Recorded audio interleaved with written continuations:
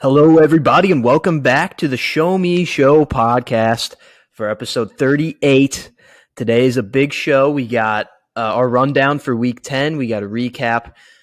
We got some local news that we're going to recap at some point. We got tough scene of the week, and then of course we have our picks.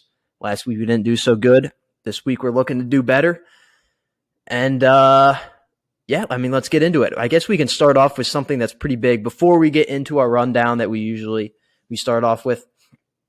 Paul Goldschmidt is the National League MVP. So that's pretty cool. He's the first Cardinals player to win the MVP since Albert Pujols did it in 2009. He's also the oldest player to win an MVP since Barry Bonds in 2004. So sometimes we forget how old Paul Goldschmidt is. He is 35 years old, so me and him share a birthday, fun fact. But yeah, it's really cool to see him get the MVP. He deserved it. He really had the best year all around. I mean, he slumped at the end, but we all know that. But he was very consistent throughout the entire season. So that's pretty cool news that we'll talk about more later, but needs to be addressed at the beginning of the show because it's a big deal. Aaron Judge also won an MVP in the AL. Cam, you want to start us off with our rundown? Yeah, let's get on into it. So week 10 rundown. So here we go. We start off in a primetime showdown between heavyweight Panthers and Falcons. This game had major Madden vibes, as we talked about last week, including some of the animations on dropped interceptions, tackling, and a Marcus Mariota throw straight out of NCAA 14. The Panthers held control of this one from the beginning, and Baker and the boys headbutt their way to a 25-15 win. Also a Madden-like score. Now, we channel our inner ancestors and head overseas to Germany for a hard-fought battle between the Bucks and the Hawks. It's not a coincidence that the only Reich in the NFL was fired less than a week before the first ever NFL game in Germany. The fans were electric, though, and the Bucks put on a show. Despite embarrassing himself as a wide receiver, Tom Brady adds to his all-time resume, becoming the first QB to win in 4 different countries as the Bucks take the country roads home to a 21-16 victory. Next, we take a hike up to Chicago for a NFC North battle between the Bears and Lions. This game was back and forth as Justin Fields has turned into a prime Michael Vick, and the Lions show some heart. However, a late pick six from Fields and late kicking woes, giving the Bears fans flashbacks to 2018 and the double doink, propel the Lions to a narrow 31-30 win in the Windy City.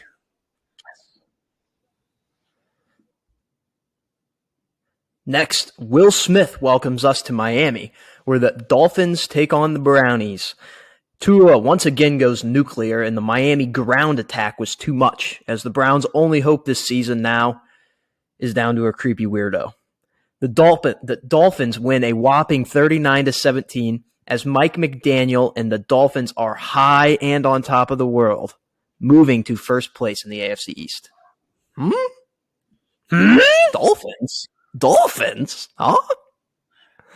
And now we head up to Buffalo, New York, where what people are saying is the game of the year took place between the Bills and the Vikings.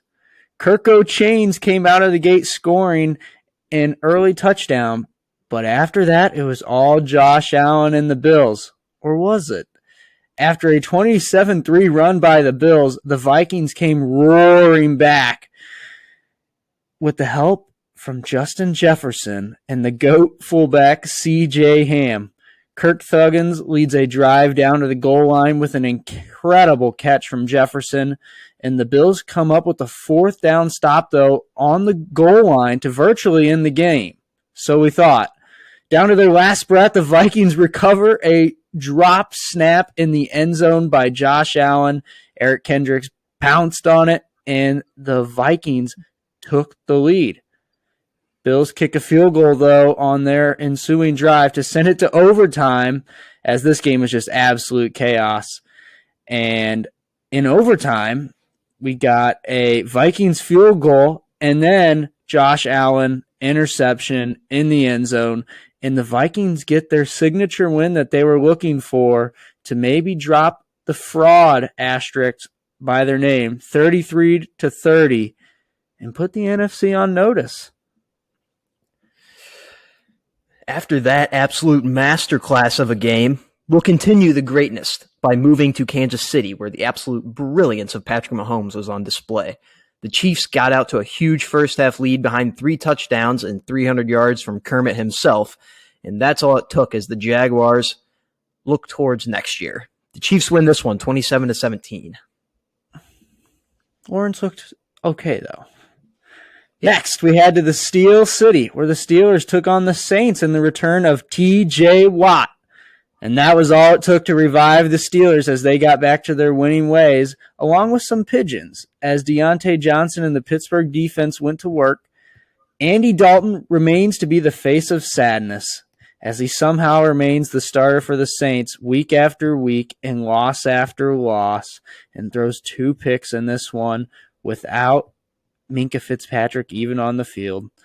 Steelers are back and win 20-10 and are now 2-0 when pigeons make an appearance behind the huddle in a game. They're also 2-0 on this year when TJ Watt plays. So that leads us to New Rutherford, New Jersey, where the Giants take on the 1-win lowly Texans. Neither team played bad, but Saquon and the Giants held control of this one from the jump, and they hold on to win 24-16 and move to 7-2 on the year. Wow. Now we head to the city of country music, where the Broncos country once again did not ride against the Titans. In this incredibly boring and bad game, the Titans get a classic Vrabel win, defense and running the ball. Titans move to a 6-3 with a 17-10 win and might be on their way to 7-3. We'll get to that later. That's a tough scene. We now head to the afternoon slate where the Indianapolis Colts take on the Raiders. Saturday translated well into Sunday, and Matt Ryan traveled back into the past, showing off his wheels with a 34-yard touchdown run. Jonathan Taylor is back, and Josh McDaniels' woes continue. The Colts win in the debut of Jeff Saturday, 25-20. Next, we head to L.A., where it was the battle of the backups between the Cardinals and the Rams. The Rams' dumpster fire continues as Colt McCoy had a classic game looking back to his days at Texas of managing and short passes. James Conner return was felt as he scored 2 tutties and helped Joe Mama win a fantasy game. The Rams are completely dead after a Cooper Kupp injury, and they fall 27-17. And now we head to the frozen tundra, where the watermelon-smashing fat fuck Mike McCarthy made his return. Dak and CD's nuts got off to a huge start, giving the Cowboys a lead early. But then North Dakota State legend Christian Watson turned into prime Randy Moss and went for not 1, not 2, but 3 touchdowns to send the game to overtime. Despite Dallas getting the ball first, Big Mike's brain got in the way of them scoring, and then Aaron Rodgers did his best Jesus impression and rose the Packers from the dead, eking out a 31-28 win at home. We head to the West Coast for a Sunday night affair in California. With every single Chargers player being hurt, Jimmy G didn't have to do much, per usual. The 49ers win 22-16, and Jimmy G gets his 10th career win in games where he throws 0 touchdowns, zilch. Although he should have had one. One was dropped. And finally, we head to Philly to finish off a great weekend of football. The undefeated Eagles were on the ropes the whole game, and the usual second quarter Eagles attack wasn't enough this time, as Taylor Heineke continues his tear, as he was throwing darts late all over the field, and with some help from the refs and Joey Sly's huge leg, the Commanders end the undefeated dream with a 32-21 win on the road. And that, my friends, wraps up the Week 10 rundown. We got a lot to talk about here. I mean, it was a great weekend of football. I mean, what games do we got to talk? We have to talk about the Germany game. Before we get to the game of the year, let's go to Germany, to the Rhineland. And before we do that, just a quick little. All right. There we go. You can also give a quick update on Thursday Night Football. Aaron Rodgers sucks, okay? I defended him all year. The wide receiver core has been really bad. The offensive line hasn't been really good either. The defense has been definitely not as expected. They haven't been bad. But tonight, the Packers have had so many opportunities to just push the ball down the field, and Rodgers just misses his passes. He missed a wide-open Sammy Watkins a few plays ago. He just missed. Allen Lazard had like a 20-yard gain, and he just threw it high. He wasn't pressured at all. He just simply missed the pass. And so, this is a tough scene. Why did we have to win last week? That's all I have to say. But before we talk about that game, let's get to Germany. Yeah, let's head to the Rhineland. The first ever game in the Rhineland, football game that is. There's been all kinds of other battles there. That was maybe one of the coolest sports atmospheres I've ever seen. And I've watched some soccer games. And that was just really cool. I don't know. They were just like super pumped for football, which is really cool, because apparently it's like this though. Like every single game that I think it's Bayern, I don't know how to say their soccer team's name. It's like Bayern Munich. Bayern Munich. Yeah, we'll just Munich. Yeah. But they it was crazy. I didn't really. I keep learning new things about Germany. It seems lately, it seemed like everybody in the crowd knew English. The way that they were singing "Country Roads" at the game the end, and the stadium was playing all kinds of American popularized music and stuff like that. So it was just a really cool scene at the end. After the game, the fans stayed, I swear to God, for like another hour just partying in the stadium. It was a wild thing to see, guys. Football guys for sure. They it was also cool to see just like how much bigger their beer is. Like, because the cameras will constantly show the crowd, and you'll just see these giant. I mean, instead of like a can of beer, it seems like they get a pitcher of beer. So that's just super cool. Super cool. It was a really nice stadium. I mean, soccer stadiums in Europe, especially in the major cities, are beautiful stadiums. I'll say it. And that one was really beautiful. But yeah, just back to the crowd. It was just awesome. Even the players after the game, Tom Brady, Chris Godwin, they're like, this was one of the coolest football experiences that I've ever had in my life. And for Tom Brady to say something like that, I mean, he's played forever. He's been a part of Michigan, Ohio State games. He's been a part of multiple Super Bowls, seven Super Bowls.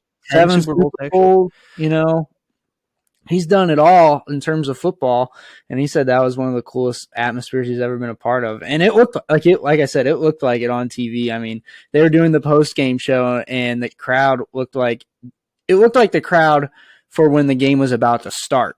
Like, it was still full. So it was just super crazy. In terms of the actual game, the Buccaneers kind of got out to a pretty big size or pretty big lead early. And the Seattle offense just wasn't clicking early on, and they made some mistakes. And then Geno got hot per usual at the end of the game, like really hot, and they almost came back, but they made that one key mistake again. So, Yeah, I mean, it was I didn't really watch a whole lot, but I saw a lot of the highlights from it. And yeah, it was a really cool atmosphere. And I'm glad that the NFL says that they're going back there. They're going to try to go back there every single year. And yeah, I think we've forgiven Germany for what they've done. I know I have. So I have personally. So I'm ready to move on and just start. They're way better than London. Let's just say that Germany clears London.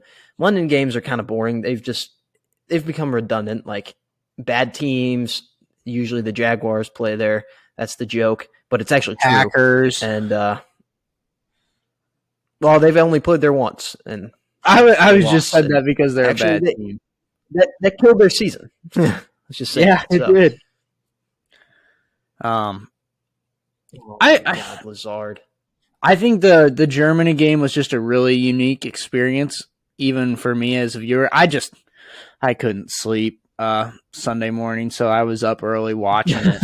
But so that kind of sucked for me. But it was I don't mind it now looking back at it though, because it was a really sweet game, and I watched probably, I guess, 6 or 7 hours of just straight football before I started doing homework again. But really cool, and I agree with Luke. It was better than the London games, but I don't mind the London games either. I think those are pretty unique too. It's just the fans get so excited for the games because they don't get it weekly, you know? So maybe there will be NFL teams overseas someday. I would imagine it's going to be a while for that. I still think that there's some cities in the United States that deserve teams more than, cities overseas. But yeah, they can't have our best export. So not yet, at least. Yeah, exactly. You can share it, but you don't get the whole thing. Not yet. So yeah. And you want to move on to the Bills and Vikings? We have to talk about that one a little bit. That was an absolutely crazy game. For the one thing that we forgot to talk about, kind of, although I think we mentioned it in the rundown, I can't remember, was the Tom Brady play. That was really funny. That was it was just a funny thing to watch, the way he just fell down. And that's what you kind of expect, like he's like 45 and he just ran a little wheel route pretty much. And he just fell down on the wheel route, and Tariq Woolen, the young spry Tariq Woolen, just picks it off. And then another thing that just hit me after that play was, I think Tariq Woolen is 23 years old or 22, and Tom Brady's 45. A 22-year difference is just freaking insane. So Tom Brady is twice his age. Yeah, I know. So that is just wild. But yeah, let's go ahead and move on to the game of the year. Bills Vikings. This was, I actually didn't watch a lot of the games, like the first half of the early slate of games early, and it was in the second half, and my dad actually said, yeah, we should, he's like, oh, the Bills and Vikings are on TV, we should watch that game.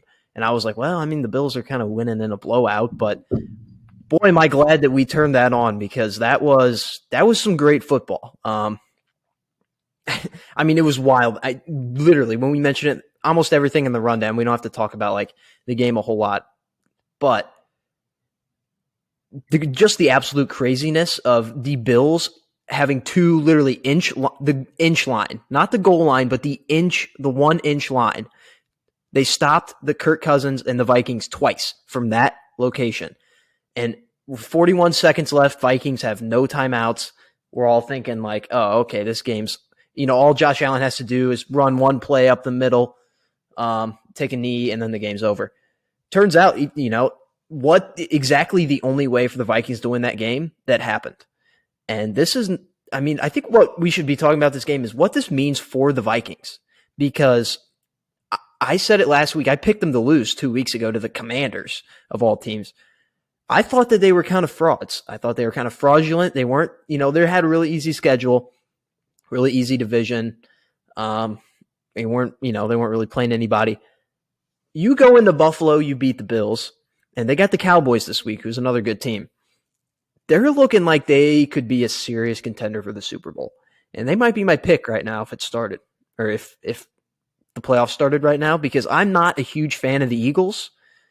I haven't been all year, but I really just, there's something about them that they don't have. The Vikings, however, they look like a team that can go out and win a Super Bowl.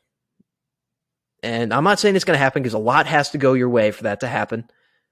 But they made a big trade at the deadline. They got the best receiver in the game. They got a quarterback who he doesn't like make plays or anything, but he does a good job at managing the game and doing what he needs to win the game. And they're not pretenders. They are contenders for sure. And this win kind of proved it. It was gutsy. They came back. Yeah, they had a lot of luck involved, but you kind of have to have luck involved to be that team to win a Super Bowl in the NFL. So, yeah. Couple things, one thing I always go back to just in the off season, I had that weird feeling about the Vikings, and it's cool to watch it come true. But another thing about this game was, you just talked about Kirk Cousins. Sometimes he doesn't make the big play. I would argue that he actually does sometimes, but it's just not very consistent. It's not, the Mahomes type of consistency in terms of making big plays, and he still throws the bad interceptions here and there. But Kirk is solid, and he has been for a long time. The one thing about the Vikings, like I said, I've had this feeling about them, but I would never pick them to win the Super Bowl because they've never won it before. They never have. I believe that they are cursed. And I feel really bad for my brother and sister, huge Vikings fans. And they have to go through some agonizing pain, it seems like, every year, whether they make the playoffs or not. But there was actually, my brother sent me a really funny video after the fumble by Josh Allen in the end zone that when they recovered it, it's just screaming, ball don't lie, even though Kirk Cousins clearly did not get in the end zone. But it was still funny, just screaming. They're both screaming in the background. So I'm happy for them. I'm happy for Viking Nation, Skull Nation. I love to just say Skull Viking. There was one other thing about this game. Weird. I just have one thing. You talked about like all the pain that the Vikings fans go through.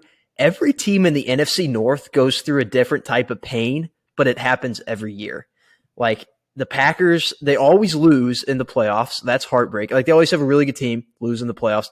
The Lions, well, that's self-explanatory. If you're a Lions fan, that's just it's pain all the time. Yeah, it's pain all the time. The Bears, it's the pain of never having a quarterback. Yeah. Never having a quarterback, that's a really bad pain. Never having that guy to make the play. And then the Vikings, the Lions. Yeah. It's just a little bit different. Their franchise is at least a little bit better. They've won a Super Bowl. They've won multiple playoff games. And then the Vikings, they just have that, like the weird, like they're right on the fringe of every game, every season, and it seems like nothing ever works out for them. So it's a different type of pain for all four teams, but it's interesting. Yeah. You mentioned it. Yeah. And it's really cool seeing Justin Jefferson. He seems generational. Beast. So I really like seeing that. One thing you mentioned that the media kind of had this frog label on them, on the Vikings, which I think is true. A lot of people have called them frauds. And personally, I know it's fun to call teams frauds, and I do it in other sports. But in the NFL, I really don't like labeling teams as frauds, teams that win. Because the NFL, even when you just look at point spreads every weekend, it's rarely more than 7 or 8 points. That is considered a lot of points in the NFL. There is a reason why point spreads in the NFL don't usually get over 7. It's because every single week it's any given Sunday, So when you go 8-1 And I remember this with the Steelers a few years ago, and everybody called them frauds. And ultimately, yeah, they lost in the playoffs, but they ran off 11 straight wins in the NFL, which is unreal. I mean, that stuff, it just rarely happens anymore. And, when they finally lose and you're like, oh, see, they were frauds, you're vindicated. But then again, it's also just any given Sunday, too. So I think you can label teams as frauds in other sports, like the NBA, college football. You can easily do it all the time, every single year. There's tons of frauds in college football. With the NFL, when there's winning teams, I think it's much harder to call them frauds, even when you look at schedules. Because, like I said, any given Sunday, the Vikings prove that. I mean, they beat the freaking Bills. So, who is probably it's even when the Bills lose, there's still this thought in my mind, even though they haven't even won anything, that they're still the best team in football. I don't know about you. I still have that. I think that's a lot of people. They are. So, yeah. And here's the thing. Here's my thing with the Bills, is that they're going through a little bit of a hump in the road right now. And that's exactly what the Rams did last year. The Rams started off hot. I think they were 7-1, and then they lost 3 or 4 in a row. And they just went through a really tough stretch, but guess what? They battled back. They got some guys at the deadline, and ultimately they bounced back and won the Super Bowl. So maybe it's for the Bills. Maybe it's not necessarily getting the 1 seed. Maybe it's not necessarily dominating everybody, but maybe going through that battle during the season to ultimately toughen up your team for the postseason. And they're still going to make the playoffs. They're good enough to make the playoffs. Obviously, Miami's giving them heat for the division right now, for sure, and they have the tiebreaker as we speak. But yeah, I think the Bills will be just fine, and I think this ultimately might be better for them in the long run. So, yeah, a little adversity never hurt anybody, as a former player myself. So, you're right; they can definitely benefit from it, and I think they did last year. Even, they went on a little stretch where they kept losing close games as well. I think it was like 2 or 3 games in a row, and they were on the fringe of not making it for a little bit until they got it back together. So they can learn from it. One thing, though, about the Bills that creeps in a little bit is injuries on defense. Jordan Poyer has been a huge loss. But one thing, and then one positive about the Bills defense that you look at is they have Von Miller and Ed Oliver are both playing really well right now. And teams that have really good pass rushers lately win the Super Bowl. The Rams, Aaron Donald and Von Miller and Leonard Floyd. Who won the Super Bowl in 20? The Buccaneers. 21. Yeah, Buccaneers. Oh, my gosh. Dominated the Chiefs' offensive line. Yeah, that defensive line was great. Chiefs, offense, both the Chiefs and the 49ers defensive lines that year in that Super Bowl were really good. And you look at the other side of the football, or the other team in that game, the Vikings. That's one thing you got to feel solid about, too, is you have an elite pass rusher right now as well. And Zadarius Smith and Danielle Hunter is playing pretty solid, too, right now. So, yeah, you feel pretty good about that. Hunter. Yeah, Danielle, sorry. So, yeah, I mean, both teams have that elite pass rusher that could drive them through the playoffs. So, yeah, maybe we'll see it again this game. I doubt it, but I think this is a game that we'll call Game of the Year, but there's a good chance that neither of these teams make the Super Bowl. So, yeah. That is true, because you never know in the NFL. Yeah.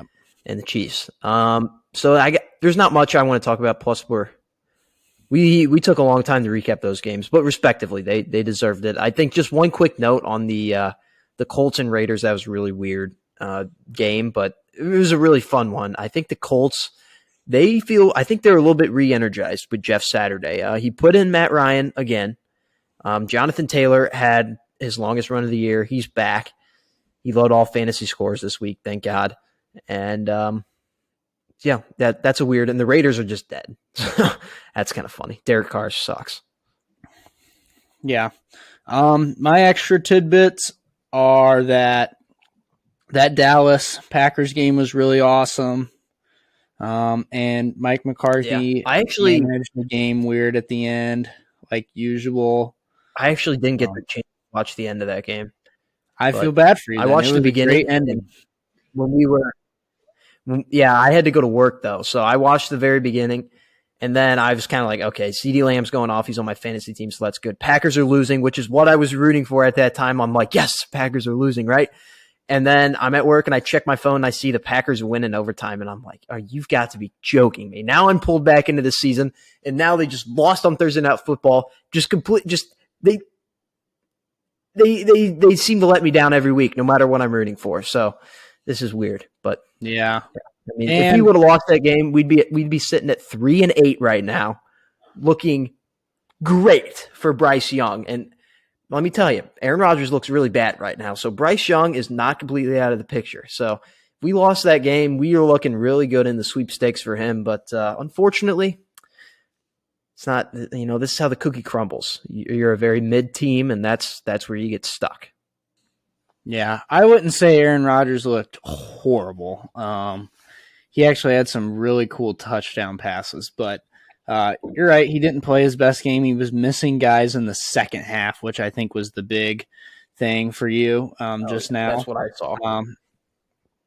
And last week, it looked like that was a prime Packers-Cowboys game. I mean, that was just a really freaking good game. But like I said, Mike McCarthy blunder at the end of the game. And I'm a Mike McCarthy. I like Mike McCarthy.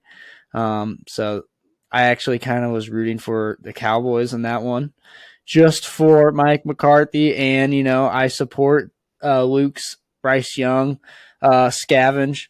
So, yeah. And then another tough scene that I just saw was Derrick Henry was running around Lambeau Field, and the Packers fans were all like patting him on the back. So that was kind of weird. I don't know what they were Titans doing. fans, but there was Titans and Packers fans. Right before the last fan that patted him on the back before he went into the tunnel was a Packers fan.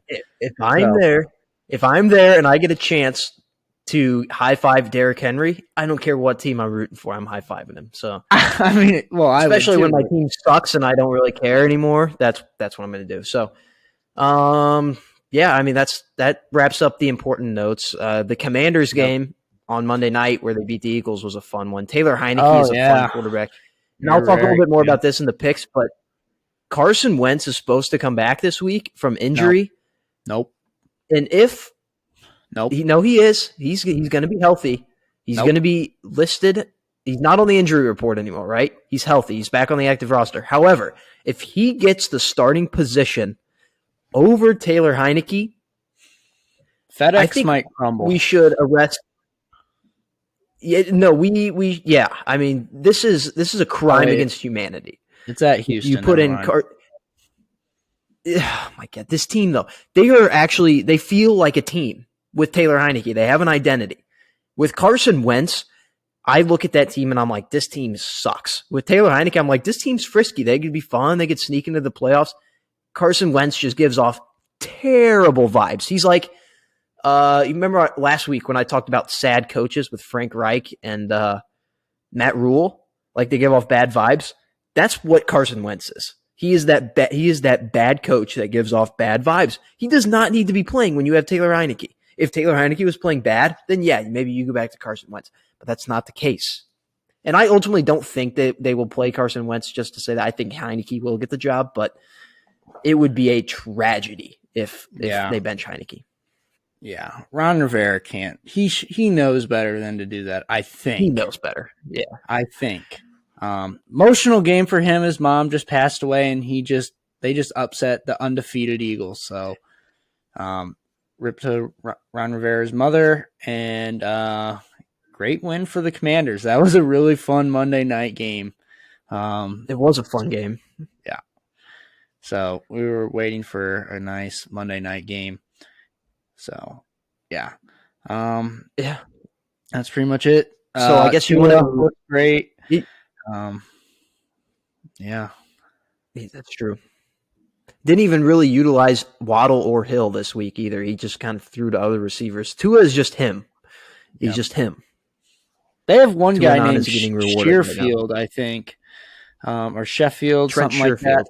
Yeah, he's looking solid. He's looking like a decent little receiver. So let's go 2 and on. Expect us. We continue to march on.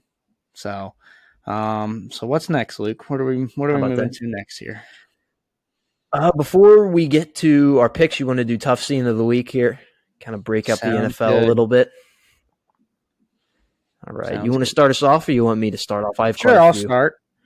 I'll start off. I have quite a few as Okay. well. I was able to remember some. It's been a while since we've done tough scene of the week. Yeah, it has been. So, my first one is back to the bread and butter. Last Sunday, it's getting cold in Missouri. If you live in Missouri, you know that. If you're not in Missouri, well, it's getting cold. So I am home alone pretty much all this week, just me and the dog, me and Cooper. And so I've been having to fend for myself in terms of food, which has not been great. And I ordered Big Boys, local restaurant. And so I went out to my car, and it just would not start.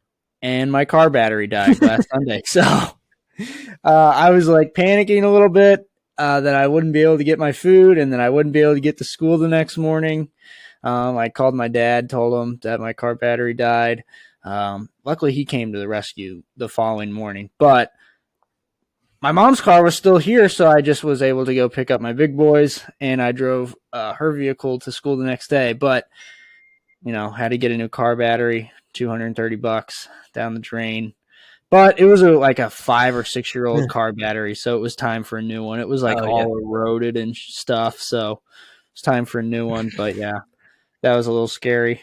It was as dead as the Packers. But like you, I'm also on my own a lot this week, so I also am kind of just fending for my food, and it's difficult. This is what life on your own looks like, and I am very, very worried for what it's going to be like when I'm completely on my own, because there's going to be a lot of McDonald's, a lot of DoorDash, and not a lot of cooking, and the money is going to go down the drain a lot faster than what I realized. So I'm just going to enjoy this right now while I have, you know, people that I live with that, you know, pay my rent, and cook and do that and take care of me. I'm a dependent human right now, so yes, I'm kind of getting a taste of what the independent life looks like, and hasn't been. I mean, it's nice in ways, but in other ways, it's like it's hard. So yeah, that's kind of a tough scene as well, I guess. Yep. But for both of us, it seems interesting that those synced up together. But yeah, it was interesting. Some of my other tough scenes are the New York Knicks, particularly their Twitter account. A few days ago, I don't remember what day it was specifically, but they tweeted out. You know, I'll just look it up because I have the tweet bookmarked and saved, so I'll just read it off. I'm pretty sure I think they deleted it, but I have the screenshot of it. So yeah, it was a tweet, and it was right before they were getting ready to play a game with their City Connect jerseys. And the tweet said, "Put on for the city." And then it had a picture of two of the jerseys, right? The City Connect jerseys. Nothing wrong with that, right? It seems fine. Until you look at the numbers on the jerseys, and the first one is 9, and the other one is 11. Yeah. And you look at this, and the jerseys say New York 9/11 with the caption that says, "Put on for the city." This is an incredibly tough. They deleted it, but it took a while for them to delete it, though. Yeah, it was bad. I literally commented the picture of Derrick Rose just when he says, "I'm at a loss for words," because that's exactly what I was. I was like, "Wow, that's terrible." It was an incredibly tough scene. They just didn't even realize it. Like, it was a "does he know" moment, you know? Yeah, tough scene. And you know what? This is a great throwback to a few years ago. The Jets had a nice tweet like this as well. I'm looking for it right now. I'm trying to remember who it was.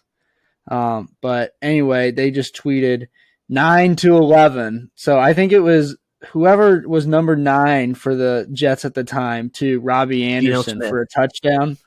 No, it was not Geno Smith. It was a white quarterback. I want to say like Bryce Petty or Mike something White? like that. Bryce Petty? Do you remember Bryce Petty? I think Baylor quarterback, I want to say. So I think that's I what don't remember him was. playing for the Jets. I remember him playing for Baylor. Yeah, he had a little stint in the NFL that didn't last very long. But anyway, they tweeted something very similar a couple of years ago. It just said 9-11 because they scored a touchdown off of it, and that was up for a few hours. So New York sports media, they kind of, at least they've moved on. You got to be careful with that. You got to be a little careful with that. But yeah, at least they have moved on. And then another tough scene, which I think might be on yours too. I haven't looked yet, but Twitter as a whole, and this is before what happened tonight. Like, I just put this on because about a week ago, the verification officially went up. So everyone could just buy verification for $8. And it was we had some wild trolls going to work, including like Pittsburgh Steelers fake accounts announcing the death of Kenny Pickett. That was pretty wild. There was some like imitation like reporters that were coming out and just like saying rant. Like there's a fake Woj, and it was like Kyrie Irving has been released by the Brooklyn Nets, and that was pretty funny. And I don't even know anymore. Like I would see it, and I'm like, oh, that's the real Woj. He's verified. And then I'd look. I'm like, oh, it says Woj 6, 7, 8, 9, 10. Just. I'm like, that's not the real Woj. So I have to do a double take on some of these. And then also Twitter, this is after I wrote this down too. All the employees, I think, have been fired. Is that what I'm saying? Or No, I think the headquarters shut down. Yeah, they like locked out the employees. Like your badge doesn't get you into the building right now or something like that. So chaos is ensuing over in San Francisco. Yeah, very weird. And yeah, so I think the employees, they said they locked it down because they were afraid the employees were going to like take over and sabotage the company. So that's another tough scene for Twitter. But it was it was wild for me and you. We're Twitter connoisseurs. We spend a lot of time on Twitter and enjoy the app. And for those few days it was absolute madness. It was the Wild West on Twitter, and there were no rules during that time span. So it was fun, but it was very, very weird. And I think it's kind of over because Elon Musk saw the great amount of trolls that came out, and he was like, all right, we got to do something to fix this a little bit and have a little bit of control. Yeah. So that was tough scene for Twitter. That was like Barry's world for a few days. It was kind of fun to live in. There was also, I can't remember what they said, but I remember you sent it to our chat. It was like a real Tesla account, and they said some funny stuff about Elon. So like the second Tesla has hit the Twin Towers. Yeah. And I was like, oh my God. And it's funnier because it's Elon Musk's company that tweeted that out. It wasn't the real Tesla, but it was someone posing. But it looked just like it. And it was like at Tesla Real, verified, Tesla logo, Tesla bio, everything. So good stuff from Twitter there, but also bad. In fact, a bunch of people are just freaking out on Twitter. I didn't think people would freak out this bad, but if you go like on trending, it's like, oh, rip Twitter, Twitter war. Let's see, rip Twitter, Twitter HQ, Twitter 2.0, all trending, Elon, obviously, all that stuff. So apparently Twitter. So looks like people are scared that it might go down. I don't think it will. I don't think they would do that.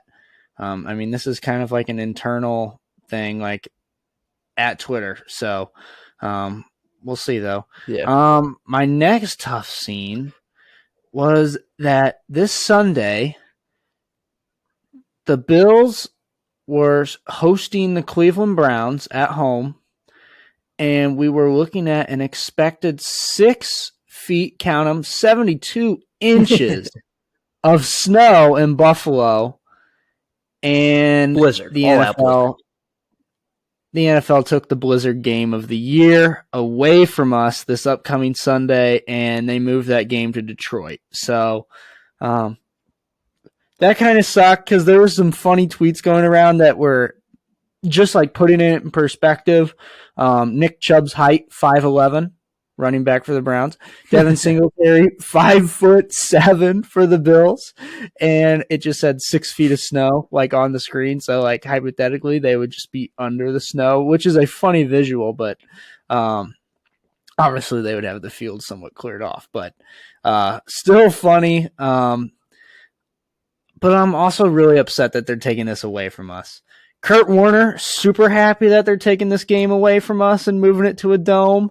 But personally, I'd rather see them trudge around in multiple feet of snow. Kind of like one of my favorite childhood games was Eagles and Lions.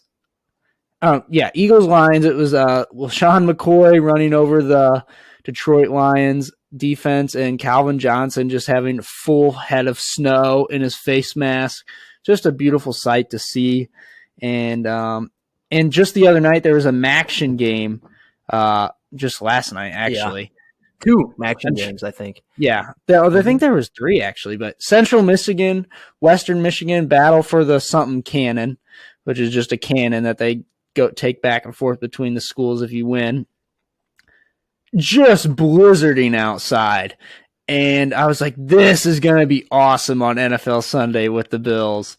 And they took it from us. So we don't that's a tough scene. That was so. I was factoring that into my picks. I was going to have the Browns upsetting the Bills in that game, but now I have to reevaluate. So it was, I mean, the ball. I get it because it's 6 feet of snow. I mean, if even half of that comes in, you're going to have guys with snow up to their waists. And granted, they would plow the field before the game. And the field, they can turn on the heat. So it would probably only be like a few inches of snow on the actual turf, which is crazy to think about because there'd be about a few feet of snow everywhere else and only a few inches on the field, which is crazy. But I think the bigger reason why they canceled is traffic in and out of the stadium. So like the Browns probably wouldn't, they would have to get there super early in the week and they probably wouldn't be able to leave for a while. And fans to and from the stadium would probably not be able to go. They would try. Bills fans would definitely try. And they're used to driving in snow, but 6 feet is crazy even for up north. So I think that's kind of why they moved it. Is so that fans can actually attend. But there will probably be even less fans, because it'll be in Detroit.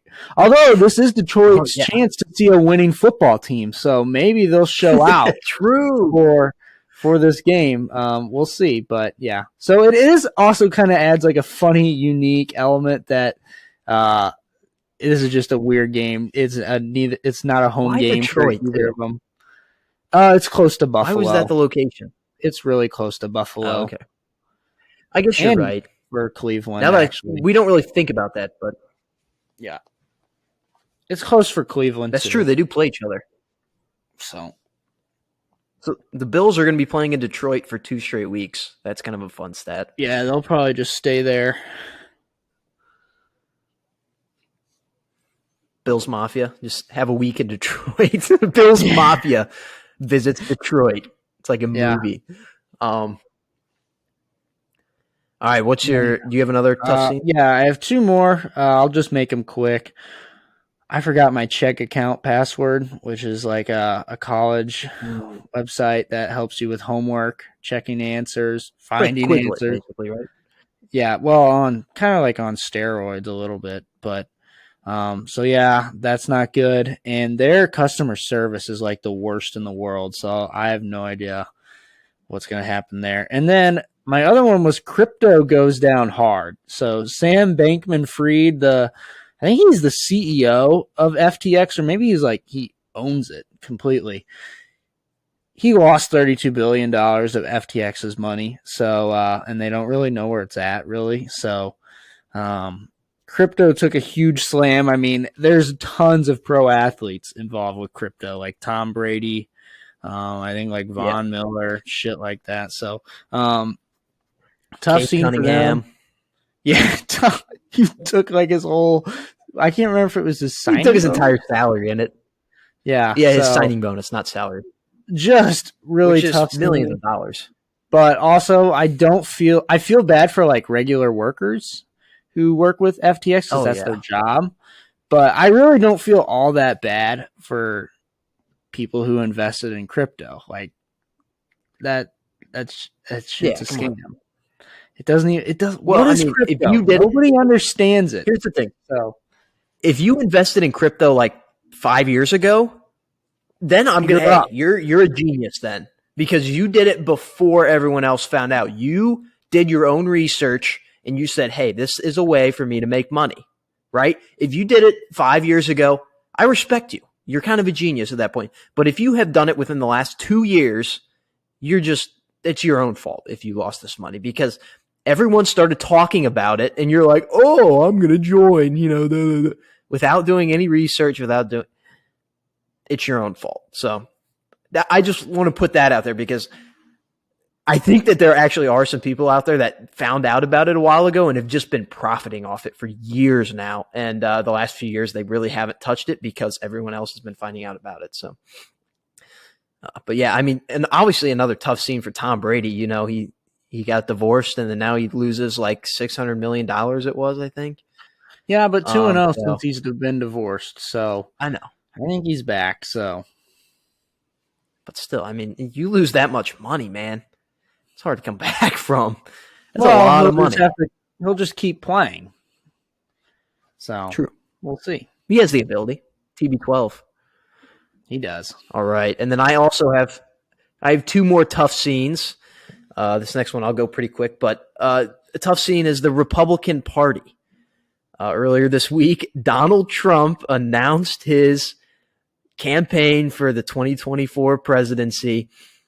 And this is, if you're like really into the Republican Party, this is bad for them because it's going to divide the votes, obviously, among the people. Because Donald Trump might run as an independent. He might not run for the Republican Party. So we could see like a scenario where we could see the Democratic Party nominee, the Republican Party nominee, and then you have Donald Trump.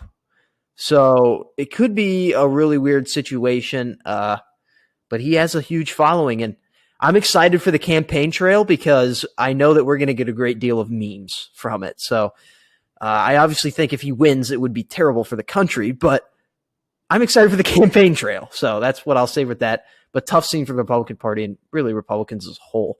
And then my last tough scene is LeBron. And it's not because he plays for a team who sucks and is like 3-12 right now. It's not because he's hurt. It's because he finally, after all these years, has been caught intentionally lying for no reason at all. Like it finally came out. It was Takeoff, which is a member of the Migos, which is a very popular rap group. He was shot dead a few weeks ago. And a few days later, they asked LeBron his opinion, like whatever his thoughts on Takeoff and the Migos is all. He's like, "Oh yeah, I've been listening to the Migos ever since 2010, my first year in Miami." He's like, "I would play it around in the locker room. I'd play it in the weight room, and the guys would be like, 'Who is this? Turn this off.' And I'd be like, 'No, they're next up, man.'" Well, guess what? In the time that he claimed to be playing them, they hadn't even released any music yet. So LeBron could have easily just said, like, "Hey, I met Takeoff a few times. I listen to the Migos a lot. They're an incredible group. My condolences are out," or something. Just something simple and basic. But he had to make up a whole lie to make himself seem like he knew what he was talking about. And then obviously after that, people started catching on. Found old clips of him. Like there's this one when Kobe dropped 81 points, and there's a clip of him going, "Oh yeah, I actually told my friends that he was going to drop 70." He didn't say that. Or another one like where he's like, "Oh yeah, I watched the Liverpool games. I actually saw that guy score his goal. I knew that." Or when somebody like says some random quote that no one's ever heard of. "Oh yeah, that's my favorite saying. That's my favorite saying. I love that saying." And then of course the reading. When people ask him about reading books, and he's like, "Oh yeah, this book was amazing." He doesn't read. So it's just a tough scene for LeBron. because he lies for absolutely no reason. And it's so funny to watch these videos because there is no reason. Like, if he just tells the truth and is like, yeah, I really don't know. I haven't read this book yet. I haven't gotten started. Kobe dropping 70 was really cool. But he has to make up a story about it for absolutely no reason. And it's just, it's funny, but tough scene for him. Yeah, I could see him. Maybe not. I was going to say maybe like well after his career is over and they do like a LeBron documentary like they did on Jordan, he might just come out and say, yeah, I was bullshitting half the time.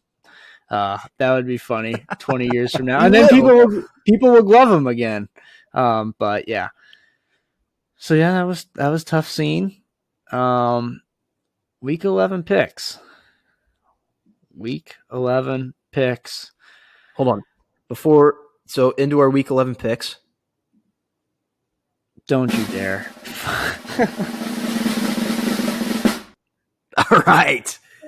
And we start off with an L. I had to. As Tennessee. Oh, yeah, that's true. We did start off with an L. And I hate this team. Man. All right. So, yeah, I guess we start off with the loss because we're it's not. my week to pick, and I pick Green Bay. So I'm just picking against, or I'm going to pick Green Bay the rest of the year, so we lose out. That's a loss. Chicago at Atlanta is going to seem a weird one, but last week, actually, before we get into the picks this week, let's just make it clear that we went 6-8 last week. This is our first losing week since week 3, which was actually the second week that we picked because we didn't do picks week 1. So that was week 10. So it's been a few months since we've had a losing week. It was a really weird week in the NFL, and we picked almost every single game was the home team, except for Dallas, and they ended up losing. So maybe this week we sprinkle in a few away teams, and we usually do. But it was funny. Like after I saw the graphic later on, I'm like, maybe we should have sprinkled in a road team here and there. But we just went straight home all the time. So it did backfire. But whenever we have a close game, I feel like we just pick the home team. So, yeah, I remember last week specifically, we were talking about the Rams-Cardinals game, and we're like, this is just the shitter bowl. We have no idea. We're taking the home team, and that just backfired. So we're going to try and think about it a little bit more this week, but also last week was just a weird week. It was a weird week. To be fair, if we would have known that Colt McCoy was going to start, we would have picked the Cardinals. So, but that's not how it works. We did pick the Rams, and there wasn't a clause in there that said if Colt McCoy plays because we didn't know. So, yep, we had a clause. We had our clause last week in place for Tennessee at Denver, or Denver at Tennessee. Tannehill started, so we went with the Titans, and they won. So, we'll throw in those clauses. We've done that with Tua before. So, exactly, that's true. Done it with Keenan Allen, I think, before. Oh yeah, Chargers. Keenan Allen, yeah. All right, so we have 14 games once again this week. The Jaguars, the Dolphins, the Seattle Seahawks, and the Tampa Bay Buccaneers are all on a bye this week. So at least 14 games. Obviously, Green Bay, that's a loss. So we're not starting off good. Chicago at Atlanta. This is a weird one. And I know I said that we were going to start to – I said that we were going to sprinkle in some away teams. And Atlanta seems like the smart pick, right? They're at home. I think they're kind of struggling a little bit. And Chicago has actually looked competent for the last few weeks. Justin Fields has looked amazing. He's ran for 130 yards the last 2 weeks. He's had a 60-yard touchdown, rushing touchdown in each of those games, and they've been competing in them as well. And I think this is the game where they finally just break the seal and beat Atlanta. You have any exceptions? No, although my one thing about Chicago is that they're just not a winning team, if that makes sense. True. They just they can't eke out wins. Even last week, they should have won. The week before that against the Dolphins, they should have won. The reason why they didn't was because they gave up a blocked punt for a touchdown. So they should have won that game. They're just, well, the offense is humming. The defense is really bad. So, but also, like you said, Atlanta just lost to the Panthers. They're not very good. So, we thought they were a little bit better than what they were. So I have no objection to Chicago. Yep. I just know that they're not really a winning team either. So. Okay, well, you might want to save your picks or your vetoes for later, because I'm gonna have a really weird week. And also, we have breaking news. I just see it. The St. Louis Cardinals re-signed Chris Stratton to a 1-year deal. So take that or leave it. Doesn't really matter in the big picture, but another thing to the bullpen. So let's get back to the picks here. Cleveland at Buffalo. Now, I alluded to this earlier when I said if it was a snow game, it's going to favor the run. And we saw that last year when the weather gets in the way, the Bills don't necessarily succeed. With the Patriots game, for example. And so I was going to pick the Browns to win this one. Nick Chubb in the snow, I felt like is just a perfect running back. Now that it's in Detroit in a dome, well, not a dome, but they have a roof. I have to go Buffalo. Cleveland just doesn't look good. And I hate doing that because it's the third week in a row that we've picked them, and it could be the third week in a row that we're wrong. Yeah, I hope you're right, though, because after this, they go on the bye, and the weirdo comes back. So against his former team. Exactly. So, and hopefully they'll have enough losses by then that they just have no room for error and they won't be able to get back in the playoffs. So that'll be nice. So go Bills. Okay, and then Philadelphia at Indianapolis. This might be where you want to use a veto, or maybe you agree with me with the sneaky upset. I'm picking the Colts, and I'll tell you why if you don't agree with me here. The Eagles, this is their little slump of the season. Every good team goes through like a little slump in the season. They started off last week, and the Commanders had a perfect game plan. Like, that was a coaching win for them. Obviously, their team played well, but their coaches put together a perfect game plan, a perfect blueprint, and I think the Colts could emulate it. They have the means to do it with Matt Ryan and Jonathan Taylor. They could just run the clock out and just eat up the clock, prevent Jalen Hurts and the Eagles from being on the field a lot. They have a solid defense that can maybe contain them a little bit, and I think the Colts just have a little bit of something right now. With Jeff Saturday coming in, they're just playing with a little bit of extra fire. We see teams do this all the time. As soon as their coach gets fired and the interim steps in, like the first 3 weeks after that happens, they always play a little bit better. And this is the first home game that Jeff Saturday is going to be coaching. It's already a sellout. The stadium's sold out. It's going to be bumping in there. And I think the Colts take this upset. I will not be vetoing because I agree. I think that Jeff Saturday, he's a noob, and he's going to be like, okay, let's look at what the last team did. Okay, they ran the ball. We have an excellent running back. And the big reason why the Eagles are having trouble stopping the run is no big Jordan Davis. So, exactly. I agree with you. I think he'll probably rush for over 100 yards again. And it's probably going to be a game managing type of game. Here is the only reason where I could see an Eagles win is even in last week's loss, they're a better team. They were way better, and the only reason they lost was because there was a pass that was intercepted that was honestly a perfect pass by Jalen Hurts, but it still got intercepted. It was like a 50-50 ball, but it was perfect placement, and the D-back just kind of took it away from the wide receiver at the last second.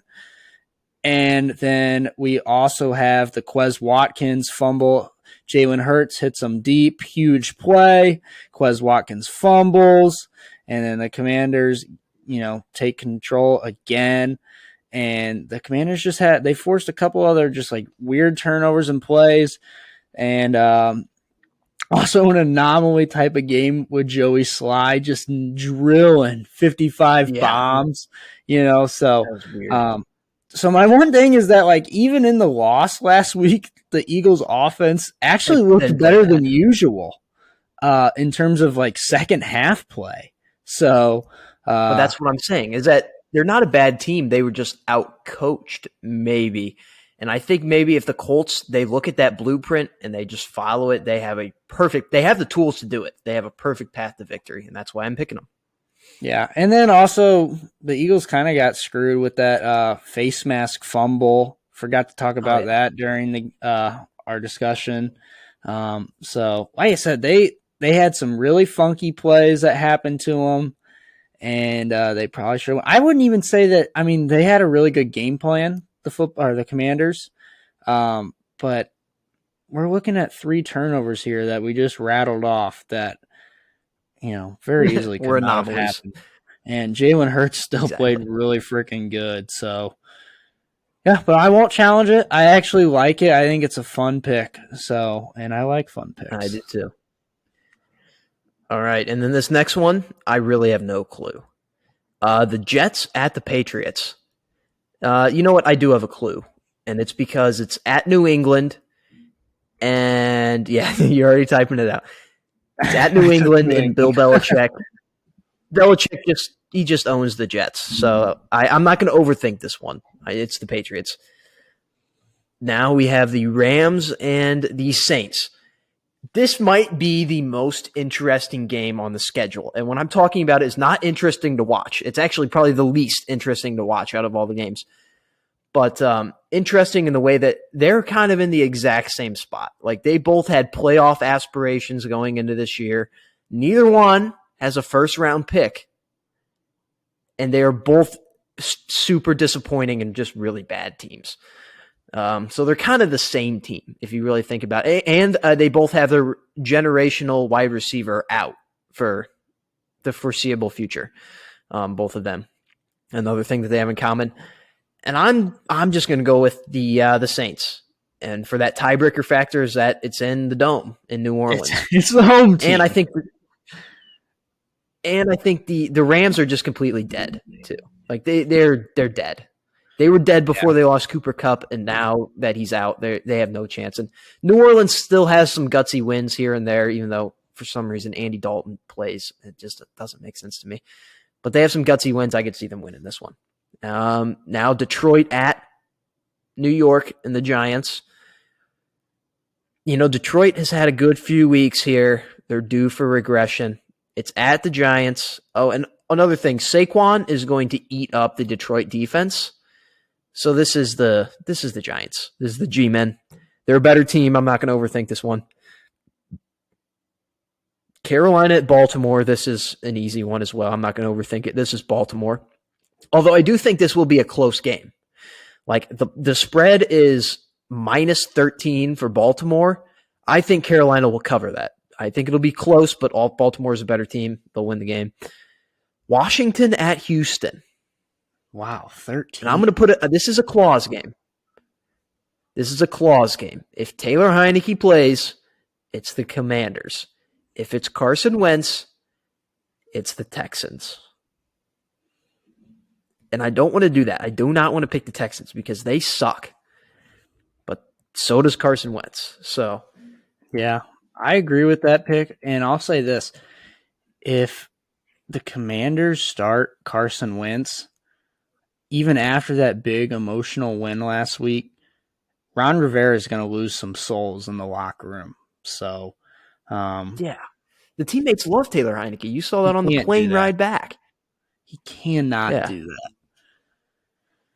They got momentum going right now. They've won 4 out of their last 5, and it's in large part due to Taylor Heineke. You can't do that. So I'm going to pick the Commanders just because I think they keep rolling. But if Wentz plays, then we'll go Texans. Las Vegas at Denver. Now, this is a game that I hate. This just makes me sick. It makes me want to throw up, this game. It's at Denver. Oh, man. But Denver sucks. But on the other side, you have Josh McDaniels.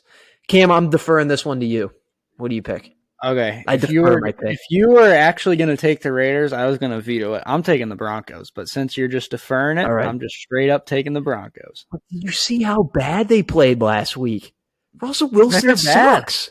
They're bad. Their receivers suck. Raiders are worse. They're deep. You know what? I will say this, though. At least the Broncos have an elite defense. They have a really, really good defense. They have a Super Bowl defense, literally. Yeah. They could shut down Derek Carr and the Raiders, and they probably will. I mean, the Raiders will probably score 17 or less points. And, if Russell Wilson can put up 17 points, that's all it's going to take. So, yeah, I'll agree with that. Denver. I like that pick. And here's a fun one, too. Dallas at Minnesota. This is the game of the week. And Minnesota is actually an underdog at home. The 8-1 Minnesota Vikings, coming off a road win against the Bills, are underdogs at home. You heard that right. How weird is that? That makes you think, right? Vegas knows something that we don't. Because we look at that and we're like, what is going on? I look at it, and I'm going to pick the obvious one. I'm not going to overthink this one, because there's been a few times this year where we think that Vegas knows something that we don't. It's a trap game, right? Oh, Minnesota +1, just hold up. That's exactly what I'm going to do, because I think Vegas might have caught on to people. People are starting to catch on to the trap games, and whenever that happens, the trend usually dies. So I'm going Minnesota. I'm taking the easy pick here. You have any? That would be my toss-up of the. No, I'm just saying that would probably be my toss-up of the week if this was mine. Just because I really don't have like a passionate answer for either of those. And me, I've believed in Minnesota, but I mean Dallas is damn good no matter what happened last week. So I just, for some reason, like as soon as you started talking about Minnesota and the weird spread, for some reason the only thing that came into my mind was Micah Parsons just like throwing Kirk Cousins like a rag doll for some reason. I don't know why, but that's what came into my mind. Trayvon Diggs locking down. Like he's now Kirk Cousins trying to go to Justin Jefferson and just getting picked off by Trayvon Diggs. That's one thing that I worry about in this game, is that Dallas matches up incredibly well with the Vikings. Like you look at some of their matchups and you're like, yeah, they match up really well. Justin Jefferson might also cook Diggs. So he could. Yeah, I mean, we all know that Diggs is hit or miss, and I like Diggs for being that way. He kind of reminds me of Marcus Peters from back in the day when he was like Marcus Peters was either giving up a huge play or a huge interception back in like his sophomore season, pretty much with the Chiefs. So, and rookie season for that matter. But yeah. And then just one other thing before we move on here. I know we've spent a lot of time on this game, but the ultimate final factor in this is we talk about this all the time on this show, alligator blood. Minnesota has it. You can't pick against the alligator blood. So that's one final thing. And then now we move on. You already penciled in this one. This is a weird one because I have not made this decision yet, and I'm going against what you already penciled in. Forgot that you can see me type. I thought you were cheering me type, but apparently you can see me. Okay, yeah. Nope. No, I can see it. I'm on the page. Cincinnati at Pittsburgh. My pick is Pittsburgh, right? Cincinnati, they tend to struggle when the other team has a really good defensive line. TJ Watt is back. Cam Hayward's still doing his thing. When TJ Watt is back, that elevates that defensive line of the Steelers. And the Bengals are still without Jamar Chase. And the Steelers also kind of own the Bengals. I think this is the last fall for the Bengals, and then they get rolling. They probably finish 11-6. If they lose this game, they'd be 5-5. So I think they probably go 6-1 the rest of the year. That's my pick. They kind of catch a hot streak, but this could be a tough game for them. You want to veto that since you put down Cincinnati? No, I don't. I think TJ Watt, when he plays, bad things happen to Cincinnati. And I love that. Yeah. All right, and then run through these two real quick. The Chargers, for their second consecutive week on Sunday Night Football, playing Kansas City, and it looks like Mike Williams and Keenan Allen are going to play. Whoa. Mike Williams, I'm pretty certain, is going to play. Keenan Allen, I cannot trust a report whether Keenan Allen's going to play just because he's hit or miss the entire – like every single game for the past 3 years, Keenan Allen has been hit or miss. But it's the Chargers, and I can't trust them seriously in any game, especially when your opponent's Patrick Mahomes and Andy Reid and Travis Kelce. You're looking at those guys on the other side, and I'm going to take the safe one here and pick the Chiefs.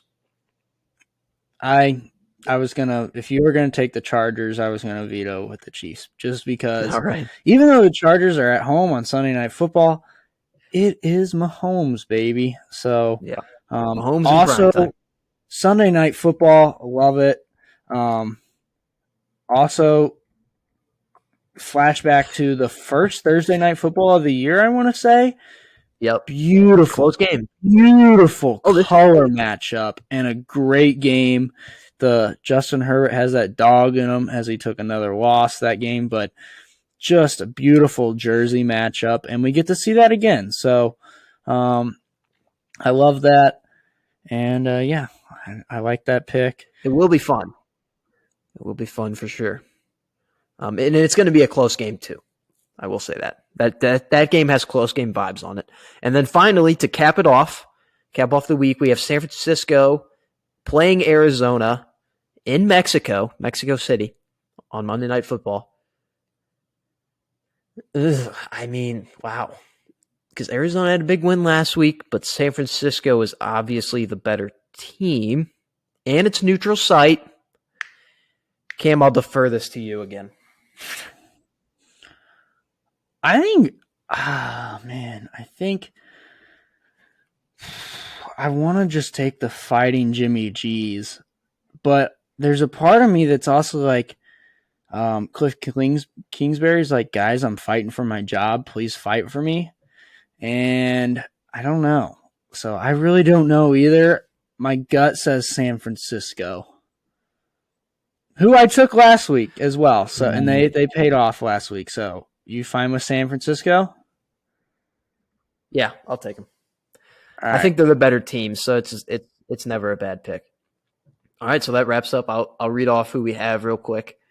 We have Green Bay, which that one's already lost.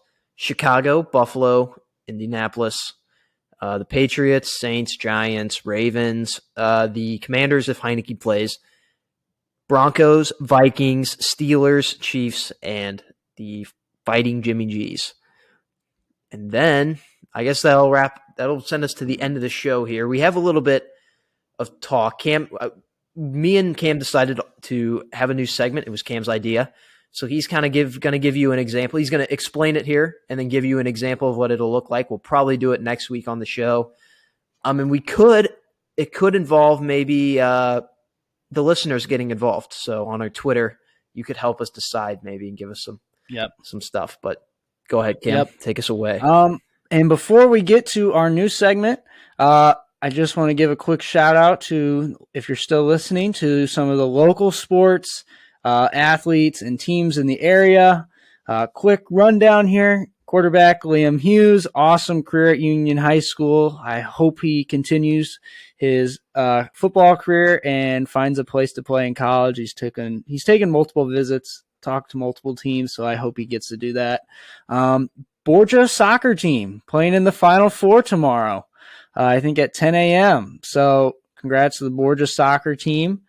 Shout out to all my fellow former teammates graduating Washington High School seniors this year for Washington High School football. They lost a couple of weekends ago, but some awesome guys. Love those guys. Including maybe even bigger guest Trevor Burr. Yeah, including Trevor Burr, including Mark Hensley as well. Awesome guy, Ian Junkin, who did Ian just commit to play baseball somewhere? I think he did. Yeah, he did. He's an avid listener of the show, so Yeah, he shout did out to commit to play Ian. baseball for college. So, So that's yeah. shout out to the Washington High School softball girls on taking third place in state a few weeks ago. I know they wanted first and trying to repeat, but they ran into a really, really good Helias team who I think went on to win anyway. So, and then also shout out to Taylor Brown on taking her first official visit to Chapel Hill this week. So she kind of got to live out my dream the past couple of days. And she had some really cool pictures with her in Carolina gear. So go Heels. And good luck to the boys and girls in their upcoming basketball seasons and wrestling. And I plan on being at the first turkey tournament games after work next weekend on Wednesday before the big turkey day. So go Jays, Union, and Washington getting together. So yeah, so that wraps up some local high school sports. And then our new segment, Show Me Show Fantasy Corner.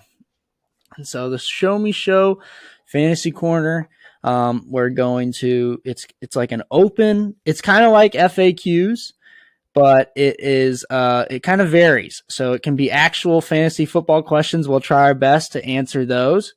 It can be non-football related questions, including stardom and situms. We'll also leave open FAQs for people that maybe don't understand the segment yet. And to go along with that, me and Luke are going to try and have a stardom situm sleeper every week. So from here on out, we should have like an actual true segment if we don't do like our in and out, tough scene, or say hello, kiss it goodbye. We're going to try and do this one going forward, at least until the football season's over. And so kind of how this works is so like my stardom for this week, this is our example, is my stardom was Puff Jackets and Eddie Bowers. So it's cold outside finally, and it's time to break out the Puff Jackets. So I'm starting Puff Jackets. My situm is the Pac-12. They're eating each other alive, cannibalism, and I hope USC loses again for UNC. Jeffrey Dahmer scene for sure, especially out west. And then my sleeper is Drake May to win the Heisman. So obviously you can see the stardom, situm, sleeper. It varies. So this is like a very open-ended question, FAQ type of situation. We hope we get some funny questions to answer. It does not have to be about football. It does not have to be about sports. It can be other stardom situms, can be other fantasy questions. So that's completely open. We're going to be doing that. Questions or not, me and Luke will both try and have our stardom situm sleepers every week. And yeah, so that will be our new segment. I will say one thing, that it will make it better if the listeners get involved. So yes, I'll probably clip this clip right here, and I'll put it on Twitter, put it on TikTok. So we encourage everyone to get involved.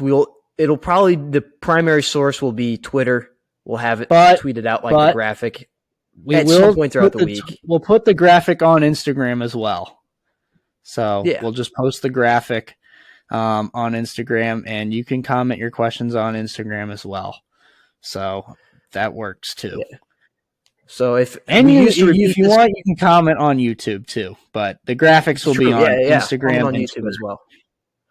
Yeah, if you're listening to this right now on YouTube, just go ahead and comment if you want. And then also, we used to do this like at the end of every show, but just a quick reminder: if you don't follow us on Twitter, go ahead and follow us at Show Me Show Pod.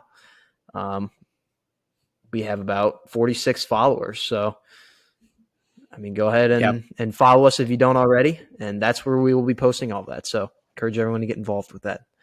And it can just be incredibly stupid things too. Like if you just want to be just a dumbass on there and just ask a stupid question, go ahead, because that's kind of what we are too. Yeah. You know, so and if you remember our early day FAQs, that's what they kind of were. We had some good sports questions about I think NIL and stuff. And then we also had some good questions about who would win between, I think it was Putin And who was it? Was it? No, it was the question was like, how do we resolve the Ukraine-Russian conflict? And we actually came Yes. up with some really Oh good yeah, answers. So, yeah. We uh, had Putin and Zelensky in a UFC type octagon room, and fully enclosed, but fully unclothed. I remember that they were completely naked in the fight. yeah, So fight yeah, to and the it was a death. fight to the Whoever death. wins claims that part of their, like, Ukraine would get their land back, or Putin would get to keep that part of Ukraine, and that would just solve it. So yeah, um, Mhm. so yeah, make sure to. We're going to be trying to encourage that. We want to do some more fun stuff like that. We think that stuff's fun. So Yeah, definitely. And I know that the people of the great listeners don't really want to listen to us just talk about sports every week because that can get kind of boring and redundant for a listener. I have fun doing it, but I understand that there's a lot of podcasts out there that do that. So we want to differ in some ways, and getting the people involved is always a great one. And then before we do our simulator, which I don't even know if we're going to do our simulator this week, but yeah, just a we might quick have to skip Missouri it. sports update. So this is Yep. it's the Show Me Show. It's Missouri sports. So we talked about it at the beginning, but Paul Goldschmidt wins the MVP, so that's very cool. Obviously for the Cardinals and Missouri as a whole. The Blues are back. They've won 5 in a row. So Yep. if we would have done Tough Scene last week, they would have been on here. But I don't remember last week they won live while we were like recording is when they finally broke their 8-game losing streak, and since then they haven't lost. They've won 5 in a row, so they're Yep. climbing their way back up in the standings. 8-8. The And then fight to 500. how about that? All the way back. So And then both Mizzou and SLU start off the college basketball season undefeated. And the Billikens, they just beat a really good Memphis team at home, and they're staring a ranking right in the face. This next week, make sure to check on Monday around noon to see if they're ranked, because there's a very good chance they could be in that 23 to 25 range. yep. They had a really big win this week, and they're undefeated and really good. So, Yep. And Mizzou, they're beating up on some lowly teams for sure, but this is that's what you a got to do. different team. So they put out a graphic during the game against SEMO, and it just showed the difference between Konzo's first 3 games of the season and Dennis Gates' first 3 games of the season. The scoring differences was like a 20-plus point difference. The assist difference was like a 9 assists per game difference. The steals was like a 3 steal difference, something like that. And I really like Dennis Gates. Let Dennis cook. The Gates of Gates.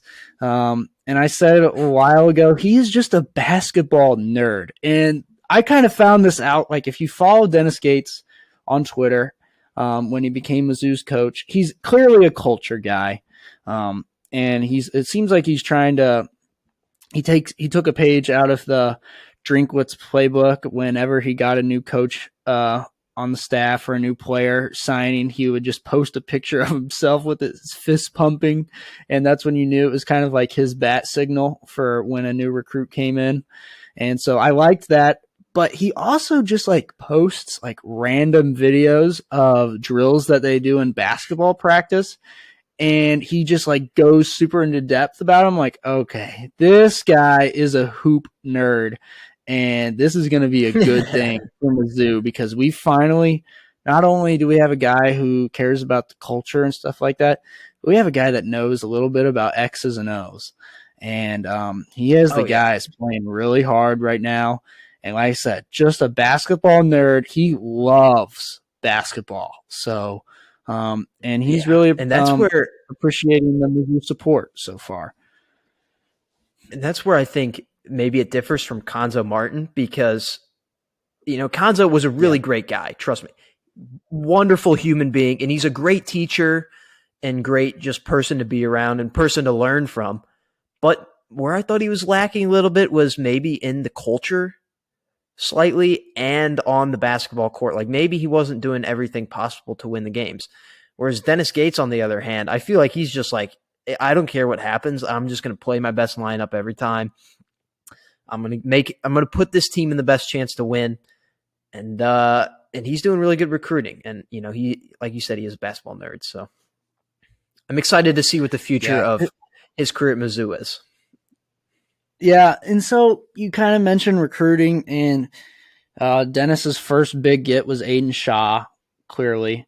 But we lost Trayvon Brazil last year. He transferred to Arkansas, and he threw down a monstrous dunk the other night. And that was a big loss. It was, and I can understand wanting to transfer when your coach leaves. But Nkanzo at the end just wasn't getting the recruits we need to win in the SEC. And to be honest, I think that's where actually Gates might struggle a little bit is recruiting. But he also has big Chicago connections. And that is huge. Yes. Getting guys from Simeon, inner city Chicago schools, suburb Chicago schools, you got to be able to do it. And that would be great for the SEC and especially for Mizzou basketball. If we can pick off a few of those guys that typically go to like Michigan and Indiana and schools like that. Schools. Big Ten schools for sure. It is Big Ten territory over there. So it'd be nice if we can pick off a couple of those guys. Obviously, this team is basically just transfer built, guys from his former team, Morgan State, and guys that he just like coached against. Cleveland State. Yeah, Cleveland State. Sorry. Yeah, you're right about that. And then a bunch of guys that just transferred in from like mid-majors and stuff like that.